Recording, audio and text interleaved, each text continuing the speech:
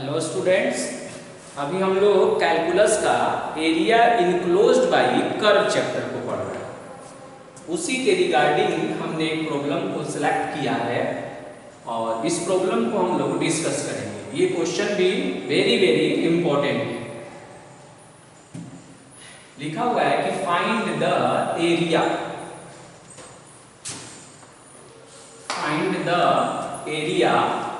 Of the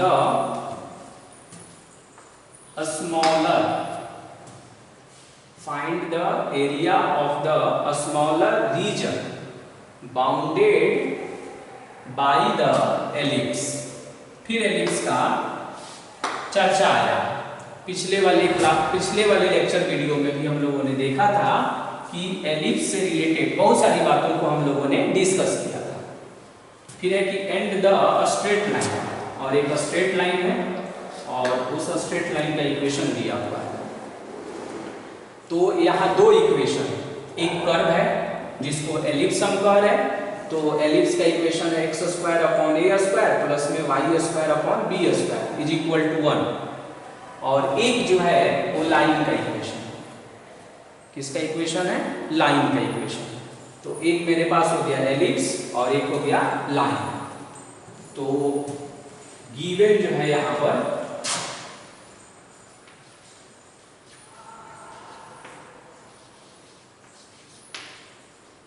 given curve का जो equation है, गिवन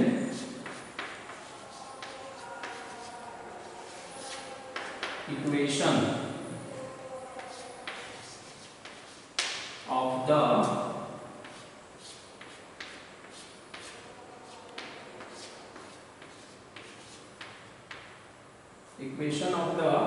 ellipse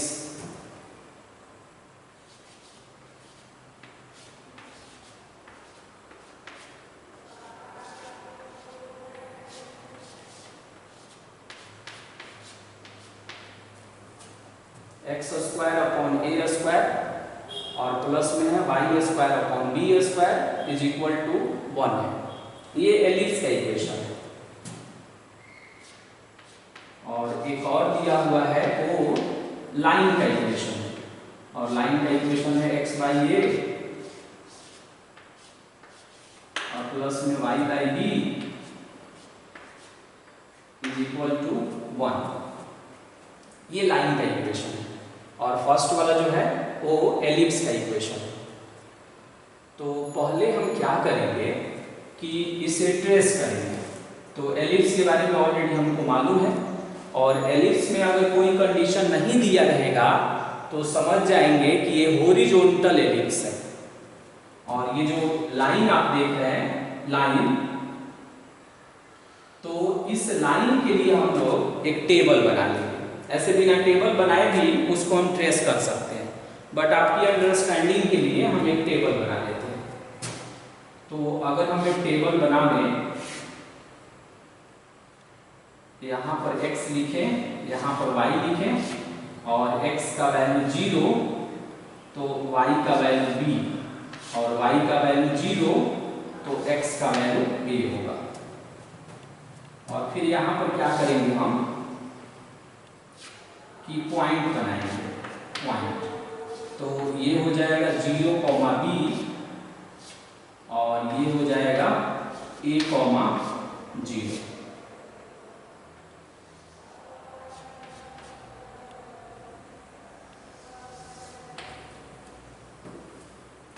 हो गया। इस तरह से हमने प्लॉट कर, इस तरह से हमने इस टेबल को बनाया। अब इससे क्या होगा ना कि इसका ग्राफ ड्रा करने में मुझे हेल्प मिलेगा। और फर्स्ट वाला एलिप्स है, और एलिप्स में भी कैसा एलिप्स है? ये हॉरिजॉन्टल एलिप्स है।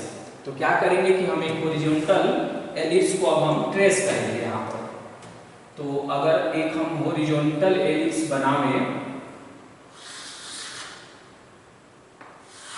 तो ये मेरा एक रफली हॉरिजॉन्टल एलिप्स हो गया।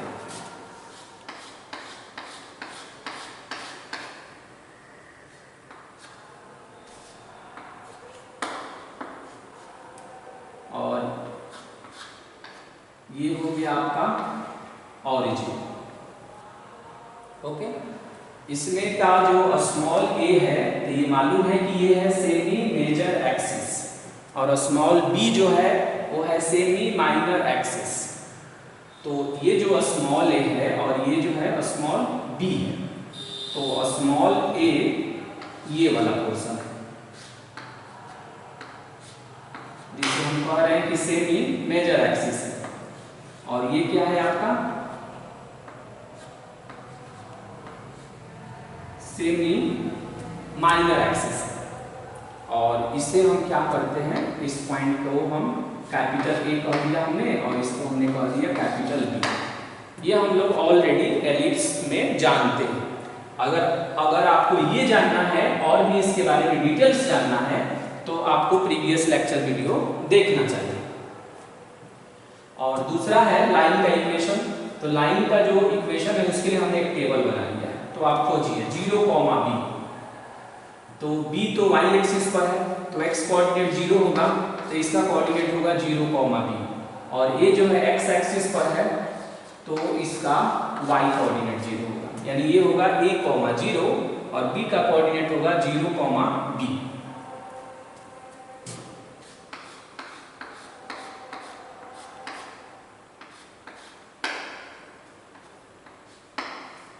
हो गया। अब हम क्या करेंगे कि इन दोनों पॉइंटों को सेलेक्ट करेंगे। तो एक पॉइंट यहाँ आएगा और एक पॉइंट यहाँ आएगा। दोनों पॉइंटों को देखते हुए हम एक लाइन को जो है ड्रा कर देंगे। दोनों पॉइंटों को देखते हुए एक लाइन ड्रा करेंगे।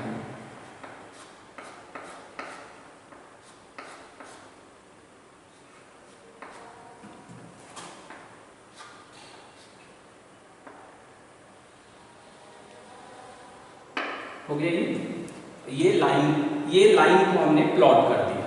ये जो लाइन दिया हुआ था इस लाइन को हमने इस पे प्लॉट कर दिया, और एलिप्स ऑलरेडी प्लॉट था ही। अब इसमें देखेंगे कि कह रहा है कि एरिया निकालना है, लेकिन किसका, स्मॉलर रीजन का निकालना है। यानी जब हम ये लाइन को ड्रा करेंगे तो इसमें देखना है कि बाउंडेड रीजन का स्मॉलर पोर्शन कौन है। तो इसको आप देखिए, ये जो पोर्शन आप देख रहे हैं ये दोनों से घिरा हुआ स्मॉलर रीजन है। क्या है ये, स्मॉलर रीजन।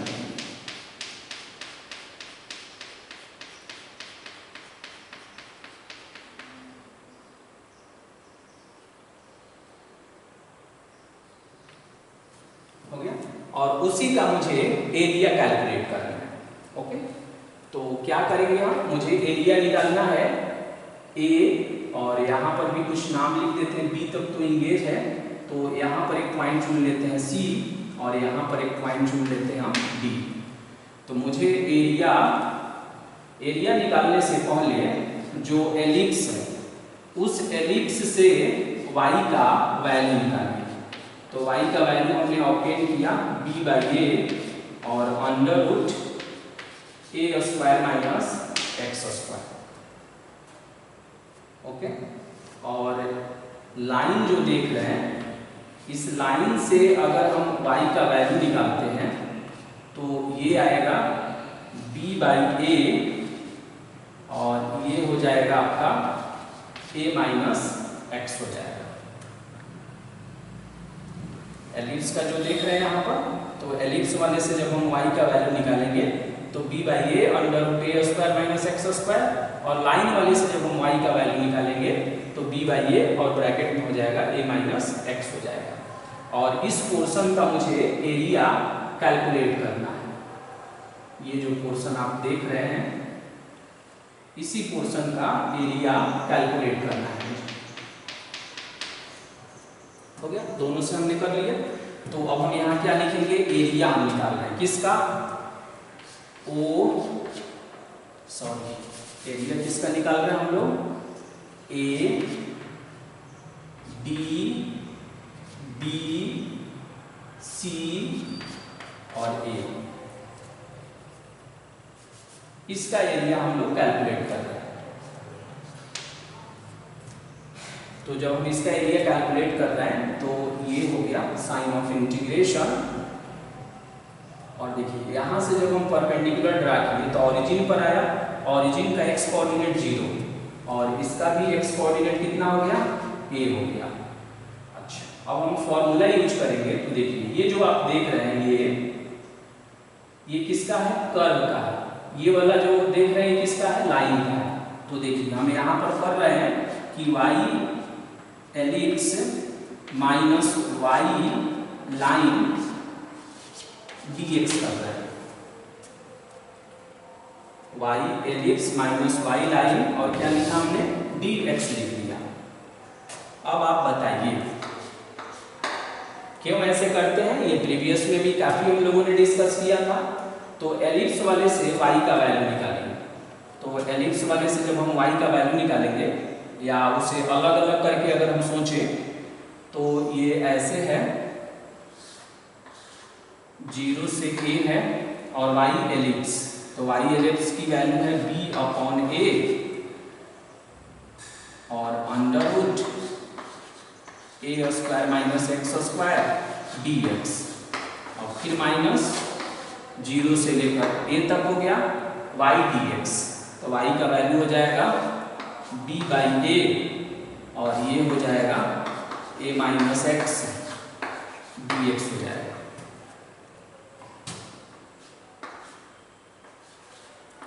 तो d/a हो गया और इसका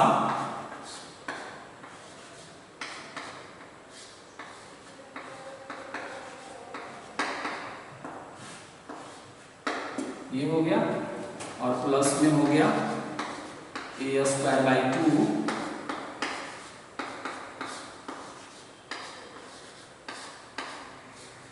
sine inverse x by a और ये हो गया आपका 0 से a, फिर माइनस में b बाई a हो गया और a dx है तो इसका इंटीग्रेशन dx हो जाएगा और x का हो जाएगा x स्क्वायर बाई 2 और फिर हो जाएगा यहाँ पर 0 से लेकर a तक हो गया।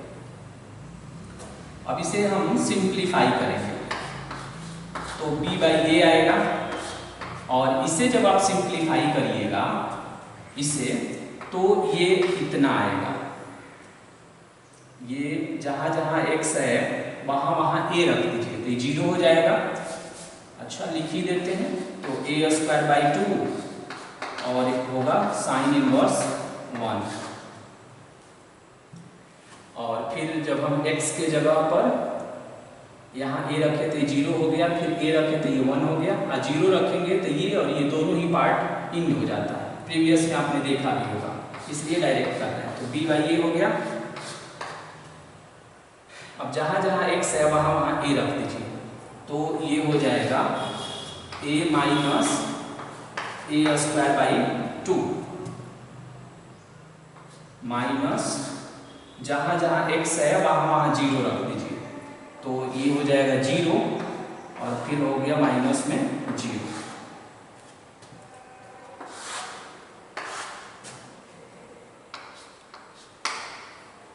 अब इसे सिंप्लीफाई करेंगे तो ये हो जाएगा b बाई a और यहाँ पर है a स्क्वायर बाई 2 और यहाँ आएगा पाई बाई 2 माइनस और यहाँ हो गया b बाई a और यहाँ a स्क्वायर ही होगा। ओके तो b बाई a और इसे माइनस करेंगे तो ये आएगा a स्क्वायर बाई 2। एक से एक कैंसिल हो जाएगा, यहाँ पर एक से एक कैंसिल, ये आएगा पाई ए बी और बाई में 4 और ये आएगा माइनस में ए बी बाई 2। अब ये सिंप्लीफाई करने की जरूरत नहीं है और इसी में हम लिख देंगे कि ये स्क्वायर यूनिट्स हो गया। क्या है ये, स्क्वायर यूनिट है और इस तरह से ये कंप्लीट हो गया। तो जब ये कंप्लीट हो गया तो अब आप देखिए यहाँ पर हमने इसका एरिया कैलकुलेट कर लिया। अगर यही क्वेश्चन ऑब्जेक्टिव रहता तो क्या रहता, सोचने का तरीका मेरा क्या होता, कैसे सोचते हो। तो देखिए अब ये जो देख रहे हैं, ये वाला जो पोर्शन आप देख रहे हैं ये वाला, तो पहले जब हम एलिप्स का एरिया निकाल रहे थे तो एक का एरिया हम लोगों ने कितना निकाला था, टोटल एरिया हुआ था पाई ए बी, उसमें जो एक भाग है उसका, जैसे ये देखो 1 2 3 और 4, चारों सिमेट्रिक पार्ट था, तो एक पार्ट का जो एरिया हमने निकाला था तो वो एरिया इतना आया था, पाई ए बी और बाई में 4 आया था, एक पार्ट का एरिया। उसमें से अगर ये राइट एंगल ट्रायंगल का एरिया हम माइनस करते हैं, राइट एंगल ट्रायंगल का मतलब होता है समकोण त्रिभुज, तो ये समकोण जो त्रिभुज देख रहे हैं इसका एरिया अगर हम माइनस करते हैं तो समकोण त्रिभुज का एरिया का फॉर्मूला बताइए। तो 1/2 बेस कितना हो जाएगा a और एल्टीट्यूड कितना हो जाएगा b। देखिए AB/2 हो गया, तो अब ये आ जाएगा आपका पाई AB और बाई में हो गया 4 और माइनस में हो गया AB/2। ये एरिया कैलकुलेट हो गया, पाई AB/4 और माइनस में कितना हो गया AB/2, फिर यहाँ पर पाई AB/4 माइनस में AB/2, उससे भी उतना ही आया। तो ये है आपको क्यूब सोचने का तरीका। ये अगर ये क्वेश्चन ऑब्जेक्टिव में रहता है तब इसे हम कैसे सोचेंगे, तो क्या करेंगे, अगर मुझे ये याद है कि एक क्वाड्रांट का एरिया जो है वो पाई AB/4 होता है, क्योंकि मैंने बोला था कि पूरे एलिप्स का जो एरिया होता है वो पाई AB होता है, जहां पर ए क्या है सेमी मेजर एक्सिस, बी क्या है सेमी माइनर एक्सिस है। हो गया? अच्छा, तो इसका एक क्वाड्रांट का एरिया हमने निकाला पाई AB/4 और फिर ये समकोण त्रिभुज बना हुआ है। क्या है ये? समकोण त्रिभुज है। तो समकोण त्रिभुज है तो इसका एरिया होगा half into base into altitude, मतलब 1/2 गुने आधार गुने संगत शीर्ष लाभ। तो उसके हेल्प से हमने इसको निकाल लिया। ये भी वही आया है बट ये हमने इंटीग्रेशन के हेल्प से निकाला है, और यहाँ पर डायरेक्ट हमने कॉमन सेंस का यूज करके उसे निकाल दिया। पूरे में से उस ट्रायंगल को हमने माइनस कर दिया, तो ये शेडेड वाले पोर्शन का एरिया हमने कैलकुलेट कर दिया। तो ये भी देखते रहेंगे कि जब भी ऐसे क्वेश्चन को ऑब्जेक्टिव करना होगा, ऑब्जेक्टिव में अगर रहेगा तो हमें इस बात का ध्यान रखना होता है ऑब्जेक्टिव करने के क्रम में कि अगर कोई ऐसा एरिया है जो विदाउट इंटीग्रेशन भी कैलकुलेट हो सकता है तो उसे हम लोग कर लेंगे। ओके, इससे थोड़ा इजी हो जाता है।